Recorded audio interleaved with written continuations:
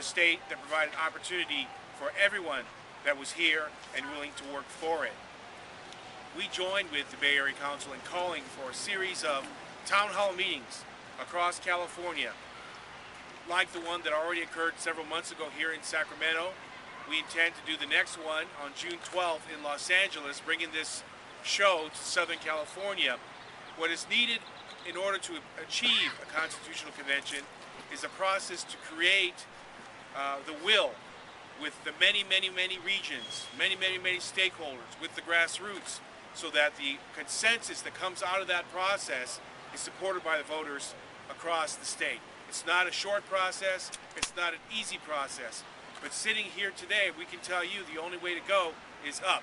What we need is a clear vision, and the Constitutional Convention, the call for a Constitutional Convention, provides that path to fixing and really refounding California and providing the basis for prosperity, inclusion, and opportunity for all of us. Thank you. Jim. Thank you, Antonio. Now let me introduce Mark Paul. Mark is the Senior Scholar and Deputy Director of the California Program at the New America Foundation. Mr. Mark Paul.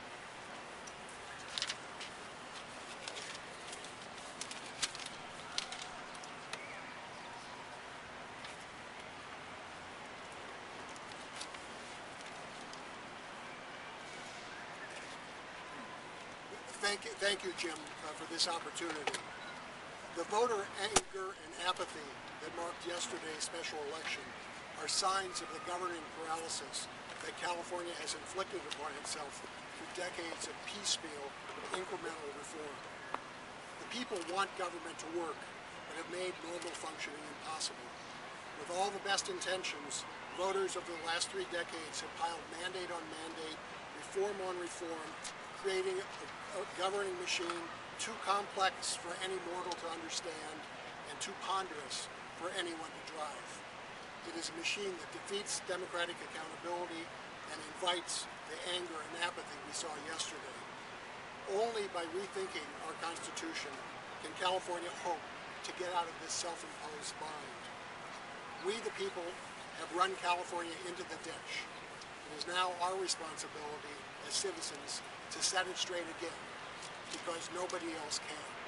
Thank you, Jim. Thank you, Mark. Well said and true. Let me introduce next Robert Cruikshank. He's the Advocacy Director for the Courage Campaign. And if you would talk a little bit about the Courage Campaign as well. Thank you. My name is Robert Cruikshank, and I'm actually the Public Policy Director at the Courage Campaign, close enough to advocacy, certainly. We are a statewide grassroots organization with about 700,000 members. We do online organizing on a wide range of progressive issues. We are a statewide organization. I live and work in Monterey, and I think it's sort of interesting to note that because that's where our first Constitution was written in 1849. It was a multiracial effort. It was a multilingual effort. There were Californios, people from South America there, Anglos who had just moved to California for the gold rush were there. That's sort of the model that we want to bring here to Sacramento, or bring to the state. A big constitutional convention that can engage the people of this state to help solve the problems that we all face. To the Courage Campaign, it's not a question of if, it's a matter of how and when a constitutional convention will happen. We have been one of the early supporters of a constitutional convention. Last summer, during the budget mess that the Bay Area Council encountered, we encountered the same thing. And we started asking ourselves, what's the solution? And we started talking internally about a constitutional convention. When Jim published his wonderful op-ed at the end of August or early September, I can't remember exactly when it was, we decided to poll our own members about what they thought. And I was frankly stunned to see that about 90% of our members responded that yes, we should pursue a constitutional convention for the state of California. The Courage Campaign believes that it's up to the people themselves to decide how our government will operate. There is some concern about what a constitutional convention might do, might accomplish. We believe that's not really the right question to ask. It's who's going to generate the new ideas, the new solutions to take this state forward. We have seen a series of constitutional proposals and changes come from this building. They've been holding their own miniature constitutional convention in there for many years. Proposition 1A was a constitutional amendment, for example.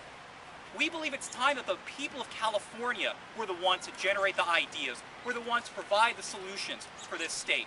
That's how we're going to restore confidence, restore prosperity, restore opportunity to California.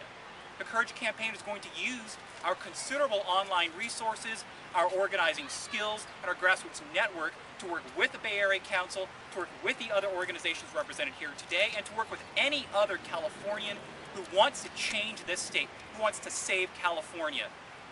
We are at a clear moment in history where fundamental change is needed. Constitutional conventions exist exactly for this purpose, exactly for this moment. And we believe the time is now to embrace a broad, diverse sense of how we build a new California. Thank you. Thank you. Thank you very much, Robert. Finally, before I introduce Senator DeSaulnier, I'd like to welcome Derek Cressman. Derek is the Western States Regional Director for Common Cause. Derek Cressman. Thank you, Jim.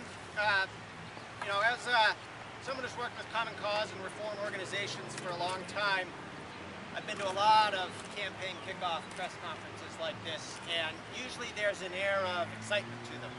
We're about to launch something big, I'm feeling good about it.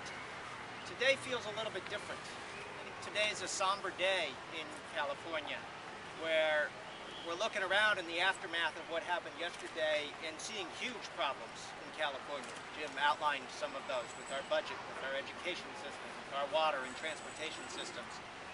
And we've seen that the solutions, or some of the solutions, proposed by our elected officials were rejected by the people flatly.